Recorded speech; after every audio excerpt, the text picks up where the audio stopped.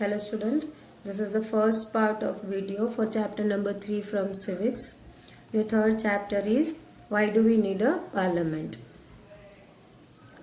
So these are the glossary, what you have to write in FNB.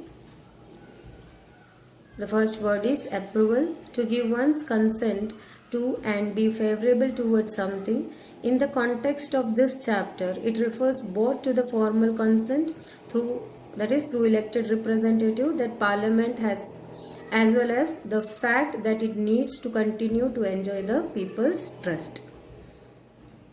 Next is coalition, a temporary alliance of groups or parties. In this chapter, it refers to the alliance formed by the political parties after elections when no party has been able to get adequate seats to form a clear majority. Unresolved, situation in which there are no easy solutions to the problems. Next is democratic form of government. Government of the people, for the people and by the people is known as democratic form of government. Representative, the person elected by people are called as representative of the people. Parliament, the highest law-making body of the country consisting of the Lok Sabha and Rajya Sabha.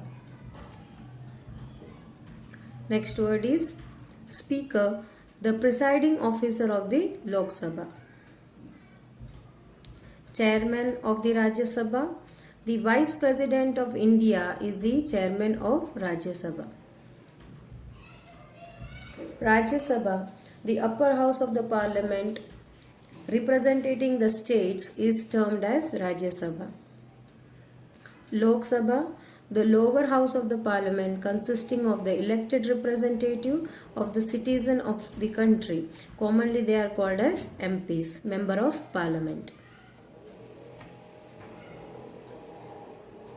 Ruling party, political party or a combination of political parties with more than 50% members is termed as ruling party. Opposition, the combined strength of all political parties in the parliament with less than 50% of representative is called as opposition. Prime Minister, the leader of the ruling party in Lok Sabha is the Prime Minister. So what are the topics that we are going to learn from this chapter? So these are the topic. First one, why do we need parliament? Why should people decide? People and their representative. The role of the parliament in 3 ways, that is to elect the national government. To select the national government. Next is to control, guide and inform the government. C, that is law making. Now who are the people in the parliament? These are the topics that we are going to learn, and this you have to write as an important notes in your FNB. So before starting the chapter, let's understand the topic itself. Why do we need a parliament?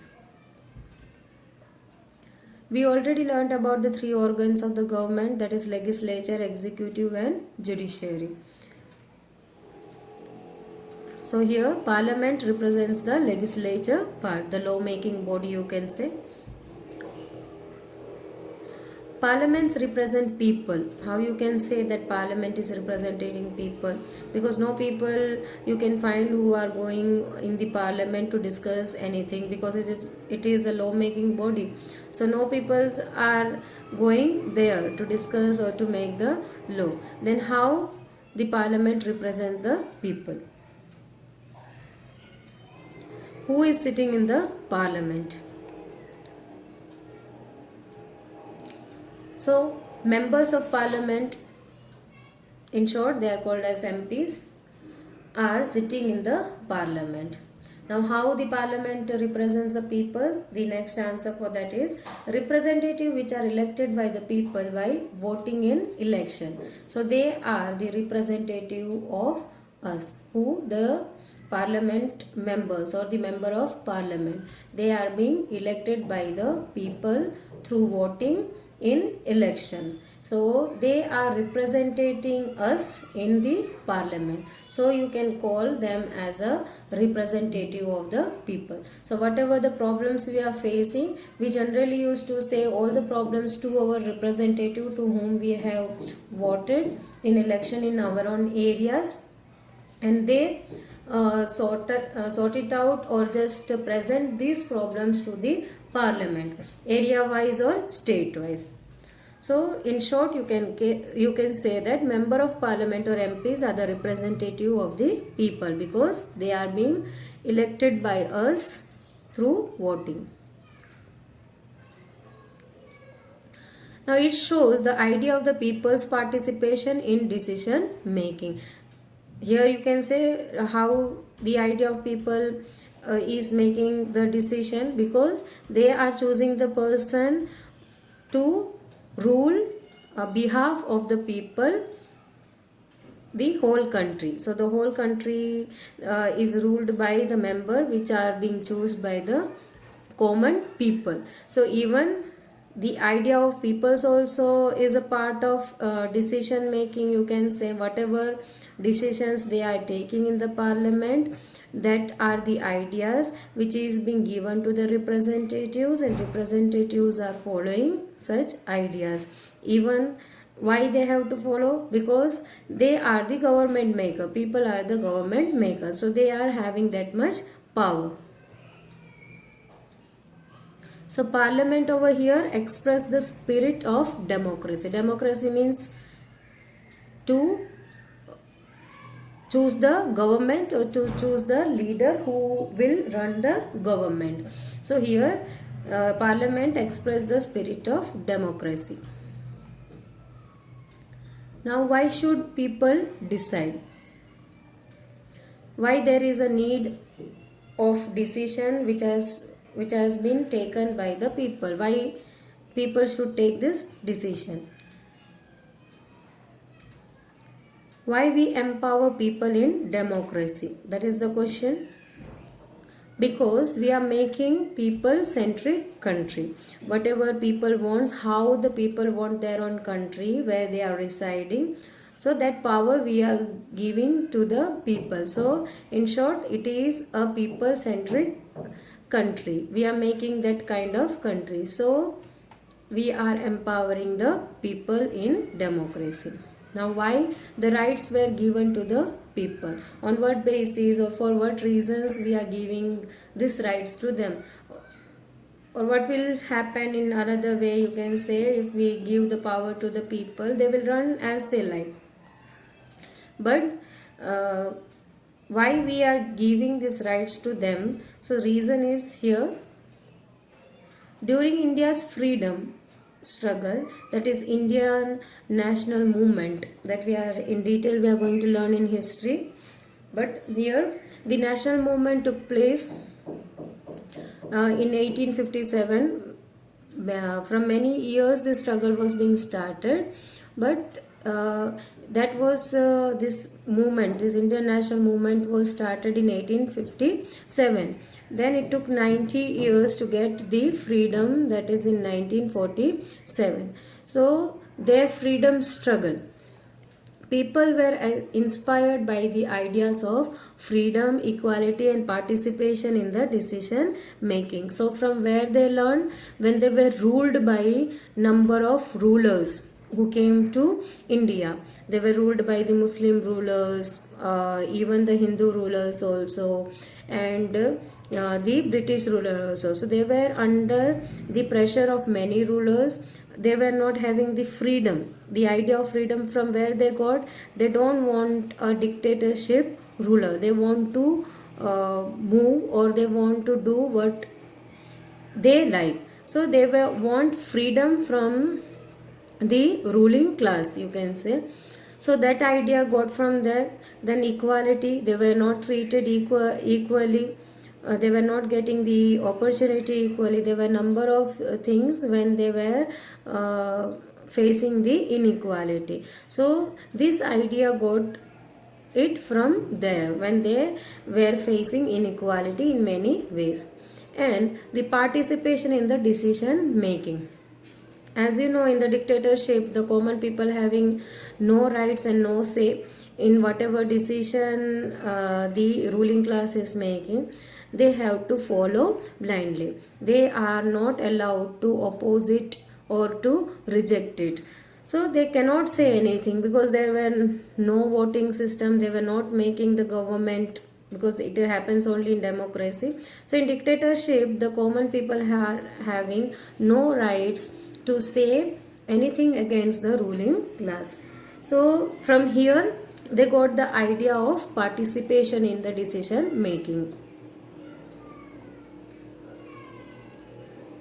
Under colonial rule, the Indian National Congress demanded there be elected member in legislature with a right to discuss the budget and to ask the question. So when it was being started, when the Indian National Congress was being established, the first ruling party, you can say, the party formed in India, that was called as National Congress, Indian National Congress, that was established in 1885, and they demanded that there should be a elected member in the legislature also, because during that time who was ruling on us?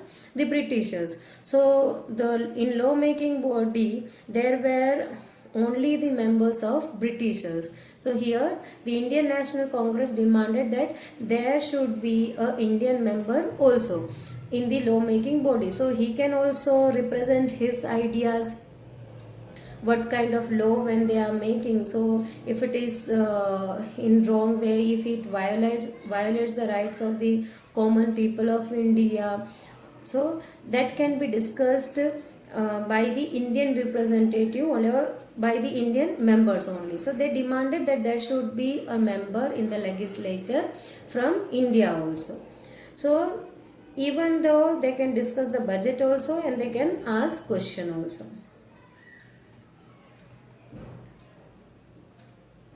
Some elected representation was allowed through Government of India Act 1990, but not all adults were given voting rights. So by the demand of Indian National Congress, by 1990 Act, few representation, that is elected representations, were allowed to participate in that decision making body. But all adults were not allowed to vote, only few were allowed. As you know, that universal adult franchise that gives the right to each and every person who is above 18, but here only few were allowed to vote, not everyone got the right. After independence, the dream and aspiration of the freedom struggle were turned into reality. So what the voting right, which was not given in the past time during the British rule, that was given after the independence. So the dreams of people, what were the dreams and ideas of the people, that in previous slide we have learned? The freedom and to get equality and also to be a part of decision making body. So that were the ideas and that were their aspiration. So that turned in reality. When it turned into reality after the independence. So these all rights were given to the Indian people by the new government. Here, the Indian Constitution laid down the principle of universal adult franchising that ensures people participation in the governance. So, who ensured it? The Indian Constitution. When the Indian Constitution was drafted, during that time, they also adopted the universal adult franchising. So, by this, every adult who is above 18, whether from any of the gender, from any of the caste, from any of the creed, race, they are allowed to vote, to take the participation in the government making or in the governance. People and their representatives. The next topic. In a democracy, the government as well as the other public institution need to have the trust of citizens. So any of the institutions or public institutions are made, so they need the trust of the citizen. Like the government in the democracy, if they want to make a government, then they need the trust of citizen, because they are the people who are going to vote them, who are going to choose them. So they need their trust. So the ideas of consent, that is desire, approval and participation of the people, is the central theme of democracy. So in democratic country, if you are forming a government, so whose approval is needed? Approval and participation of people both is needed. Approval of people and participation of the people. Approval how? By choosing one particular leader or one particular party, and participation through voting in the election. So what is the central theme? The central theme is the people centric government we are making. So here people equal to government, because they are choosing how, as I said, people elect their representative through elections. That is indirect way of giving approval to the government, and behalf of the people the government makes the decision, or the representative makes the decision, because they are choosing the representative who are going to sit in the governmental body. One group among the elected representative forms the government. So who is having the majority number of representative? Like if there are two parties, BJPs and Congress, for example, I am setting up. If both are having 10 representative, and from the BJP they got the majority seat, all 10 won or 9 won, and the Congress got only 7 seats. So who is having the majority seats out of 20? So the BJP is having 9 seats. So here the majority group will form a government. All representatives together make up the parliament that controls and guides the government. So this group which was being formed, the majority formed government, together they make up a parliament. They control over it and also guides the government what to do. So up to here we have cleared. For the next topics we are going to cover it in the next video.